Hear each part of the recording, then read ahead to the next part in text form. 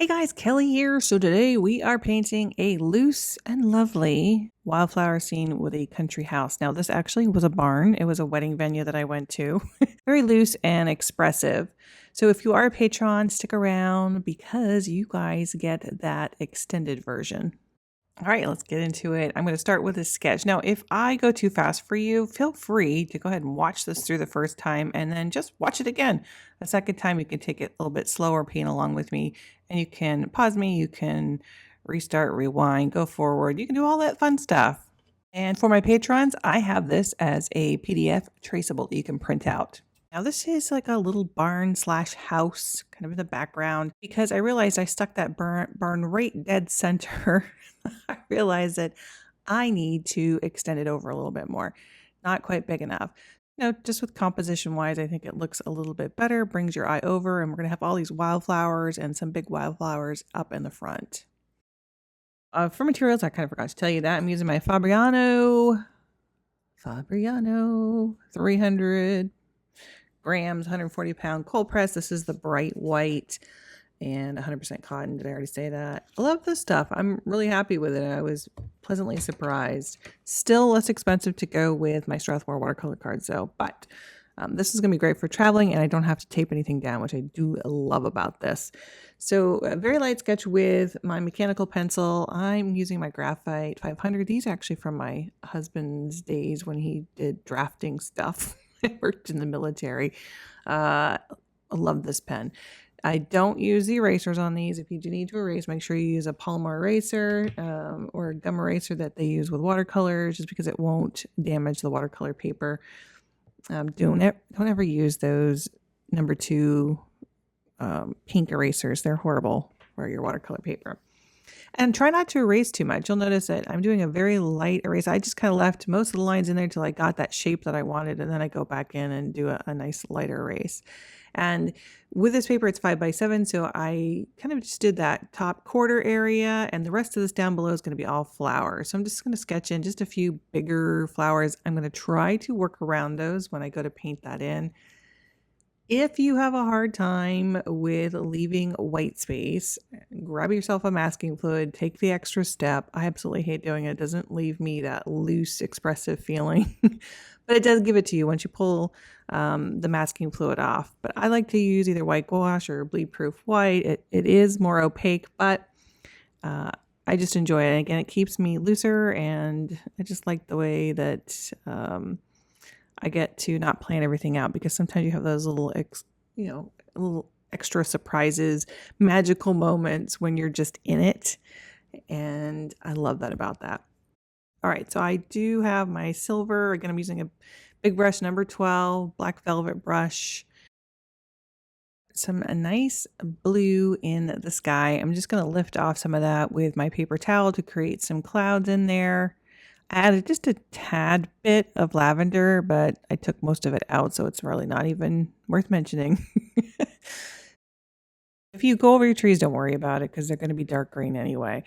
But I like to skip around. I'm going to start down below that, let that blue sky dry a little bit, going in with some yellow with a hint of some sap green. And here's where you want to just kind of space things out a little bit. Try to leave some areas white. Now, this is always a challenge for me when I get going. I forget sometimes. So I drew them in there, and then I still covered some of them up. So I don't know, just me. I just like to have that freedom, I guess. And hence going back to masking fluid if you need to take that extra step, or use gouache like me. So adding a little bit more of the yellow. This is cad yellow, just to brighten things up a little bit stronger on the bottom right hand corner. I think we're going to go a little darker in here. And some sap green. I almost got into the olive green, which would have been fine too. So use any greens you have. Really, if you only have red, blue, and yellow, you can make this painting. Maybe a little bit of gouache and a little bit of sepia or something to darken things. But you could do a lot with just, well, obviously they're the primary colors. So you can create so many things out of those primaries. So don't feel like you have to have everything. I've got a lot of colors here for my Rosa kit. I've been expanding. I didn't start out with this. I started out with my watercolor kit from Winsor Newton that had 12 paints. And that was all I used for 5 years. If you go back to some of my older paintings, you'll see me using them. I just recently, after like 20 years of painting, started to really zone in on other things. And that was because a lot of times people would mention them, or they want to know if I'd try them, or some companies have been gracious and sent me things that I reviewed. So I have a lot more in my art toolbox now than I used to have, and I'm having a lot of fun. But if you're just starting out, don't get all of that stuff. Just get yourself a little set of 12 and learn to mix, learn your water ratio, and that's really all you need for a long time. And then you can start getting some fancy brushes, some fancy paints. You can be fancy. Or you can just stay very simple. That's okay too. So I added a little yellow ochre in with that. I like to get lots of different colors going. I try not to cover up everything. I'm just kind of tapping it in there while it's wet. Now I'm looking at what color do I want those flowers to be. Now here's where I make another rookie mistake. I seem to do this like every week, and it's all right because we're always rookies. It doesn't matter. And sometimes when you're in it to win it, you don't win it. You just like mess up and go, oh, whoops, why did I do that? Because you're not thinking with that side of your brain. You're thinking of with the emotional side. So you just go for it. So it did get a little bit muddy. It got a little dark. That's all right. You can see where it moved some of that paint aside. I'm going in now where some of that bright white was. I have some green kind of on my brush, if you can tell. So it has tinted it slightly, but it's all right. I know that I can work around it. So look at that. I get brown when I mix that yellow with that red because it's got a more of a blue purple base to it. And purple and yellow make brown. Again, it's all right because we're going to cover that up. We're going to do some other things. So it's okay. I like to bounce around here. I'm just playing with this stuff. Like I could have kept going with the greens until I decided this was a little bit more dry. But you don't get those really cool blooms. And look at those blooms. Some of those blooms are really, really pretty. But my red did get pretty dark. But that's all right. We're going to lighten it up a little bit later. So I'm filling in some of those white spaces with some of that color. Again, dropping it in here and there. Just little flowers everywhere. I get some nice little blooms going on. Having fun with it. I'm going to try to make an orange here. I'm going to add a little yellow to that pink to see what color we get. Wasn't really happy with that again. It looks a little dull. It's a little muddied.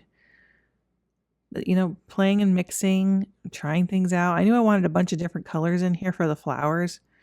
So we're going to splatter a little bit more. While it's all wet, let's just go for it, see what we get. You notice I didn't even use my paper towel or anything. I just used my hand and covered that top. Now that's a dangerous mistake. I got lucky to get anything up there. But using a cover, and I still get stuff up there. It doesn't matter. I always make birds in my sky when I do that. So I'm thinking about doing some yellow flowers. I'm going to lighten it up by using a little bit of bleed-proof white in there to get a nice, really light yellow. So because I'm putting it in here while this is all wet, you can see again those little starbursts. Almost looks like you're using salt, but you're not. A little bit more yellow. And so it's like I've got a white going, kind of a light yellow going. I've got the reds going. Everything is kind of mingling. And just this is what's fun. This is where all my pleasure senses are just going off. One of the most common questions I get from students is, how do you keep your painting so loose and still end up with something that feels complete? So let me tell you the secret. I start loose and I stay loose for as long as I can. So this is me being loose. This is what it looks like. You might have a mess going on, but don't worry about it. You can fix it. Everything's fixable. Fun with watercolors, it's so important. That's where the pleasure is creating, experimenting, having fun with it. When you're trying to learn and you're, that perfectionist personality, I know it's hard to let go, but I've had so many students of mine that were like, I'm trying, Kelly, I'm really trying to get looser. And I tell you, when you can break through and do that and just have fun with it, your learning goes up like 50%, I think, because you're no longer afraid to do things and you're having more fun because you're not so much in your head. So if you can do anything for yourself, get out of your head. And the only way to do that is by playing. So if you have a picture and you don't really care, and sometimes those come out the best, it's really wild. So much faster if you use a larger brush. And this one has a nice point on it too. So I can still get some of those details. I can still work around those buildings. If again, you have a hard time with a round brush and you have a flat wash, use a flat wash so you can get a nice, sharp line. I barely use flat wash. I hate to switch brushes, I will say. I switch a brush when I have to. So if I can use something and use it throughout the whole painting, I'm going to do that. And I do it here up until I have to do some details. And I know that this big brush is just going to be more difficult because it's a little large. But remember, it's all about the tip of that brush. You can use any size brush. This one holds so much water, so it can make you a lot faster, make you a lot looser. So I added some blue to the green. I love blues with my greens. I love yellows with my greens. I love to switch them up. So we've got a little bit of everything in there. A little bit darker on this side. So I guess this is where my shadow area is going to be, and the light's going to be on the right. And see, when I tapped up there, I got a little, it's loaded with water. So I got a little splatter up there. We're just going to tap that out with a tissue. If you can catch it when it's wet, usually you can lift it right off. All right, at this point, I needed to dry it because we want to start working on that building, and I can't have anything wet around there. So I'm mixing up a very nice light gray with a little bit of, you can do lavender or you could do blue, a little bit of sepia. That's what I'm using on this one, just to get a very light wash and very watery, because I want it to be quite light. I don't want a real dark shadow in here. And I'm trying to picture, because I don't actually have the picture in front of me, like where those shadows would be, because the light's coming over here from the right, but there's lots of buildings, so you have to like really work with your brain to figure out where your shadows would be and where your lights would be. So I'm really not even thinking about it. I'm just trying to get some color in here at this point and just leaving some white space. And I know I have, it's going to have some shingles on here, so it's going to be a little darker. It's going to be a little darker here because it's a little corner area. And maybe a little darker here. But you can see I'm being very loose with that, just leaving some white spaces, and it's just a little shape, a little funny shape. It's not perfect shape. And then we can mix up some of that red. I'm going to use the same red that I had used below for those flowers. So again, it's going to go nicely together. And this is a little bit lighter. We're going to add some darker values to that again with the red, so that we can add a shadow to that, a little cast shadow. Leaving some white space again in between. And this building looks like it's kind of a little A-frame here. I'm going to have to put a little division in there for that one in the back. And then by adding a little bit of sepia to this, same color, we're just going to add a little bit across the bottom while it's still wet. And let that just kind of blend in naturally with the rest of the red. And when you do that, you got to work fast, otherwise you'll have a sharp line there. You can see there's not a sharp line on the underneath of that because I just did it and it's nice and wet. We're going to do the same thing up here. And that roof line was a little bit wet, so I think some of that's going to come in, but that's okay. And some of that natural look. I love it. Drop in some of that darker value. We can add a line on that once it dries. If you go outside and it was a little too wet, which is what happened there. But it's cool. Look at that. It's kind of bleeding that red down onto that roof too. Could be a shadow, it's okay. So I have to tell you, I was painting this again with my mom. She was on the other end of FaceTime. And so these kind of paintings, when I'm doing them, sometimes I'm not really thinking about it as far as teaching. I'm more or less just painting and chit-chatting with her. So it's sometimes a little bit different. I'm a little looser with something like this, which I would absolutely love your thoughts on that. Comment below. Let me know if you like that looser kind of style or more structured. It's always fun to listen to what you guys think, what you have to say about it. I actually posted 2 of my Lupin paintings that I recently did, and one was more structured and one was very loose. The loose one I did for my patrons, and it was really interesting. It was almost like 50-50. Hopefully I can do a little bit of both. So if you have one style that you prefer over the other, or the other person that likes the other style, you guys will both get some. So I always find these more loose when I'm painting with mom, because we're, like I said, chit-chatting, and I'm just working along and doing my own thing, not thinking of it as a class. So I did add some lavender splatters in there for some flowers, some more pink. I added some white gouache to it to lighten it up. Again, more splatters here. And this is just all about, kind of adding some color. I just was trying to cover up some of that brown that I had captured in there. So I am trying to add more color to that and, leave that brown in there, but it becomes part of the background because there was some dirt in the original photograph that I took. Here is, again, some brighter yellow with a little bit more gouache. And I am using my paper towel this time to cover up. I have to tell you guys, you can see this paint is just flicking everywhere. I had this all over my computer, it's all over my phone, all over my microphone.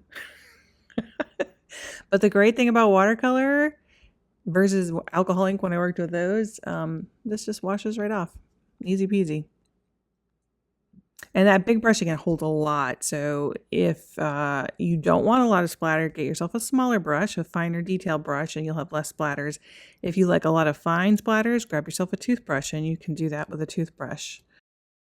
Okay, so it's time for me to switch. I actually have my Lenbenzon Goat hair brush again, the one with the fine tip. And look at that. I turn it sideways and I can do such great little side bushes. It's amazing. This thing is so versatile. So I'm just going to come down. I'm going to come up a little higher. Up and down, creating just some darker shadows throughout the painting here. And by turning it sideways, I don't get all those little lines. I get more of just like a little scrubbing motion. Now I can do some lines. I need a little bit more paint, so a little bit more sap green. And I'm just doing a flicking motion now as I'm using the very sharp point of that brush. We can create some stems in here.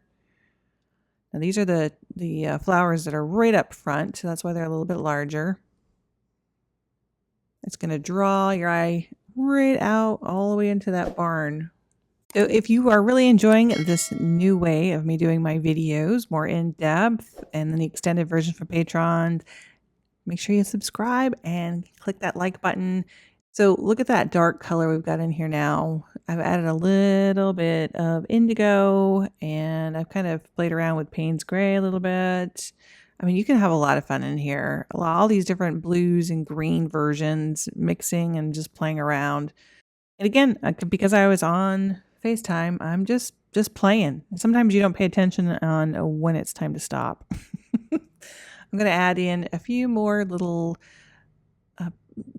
flowers back here, almost like maybe lupins in behind here. Again, just using the little tapping motion from the top of that brush. See what a nice, fine, small point that you get.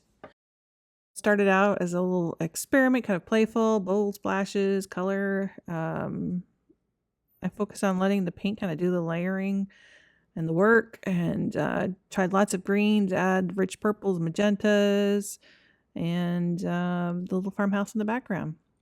And if you haven't yet joined Patreon, I will leave the description and the link where you can join us down below.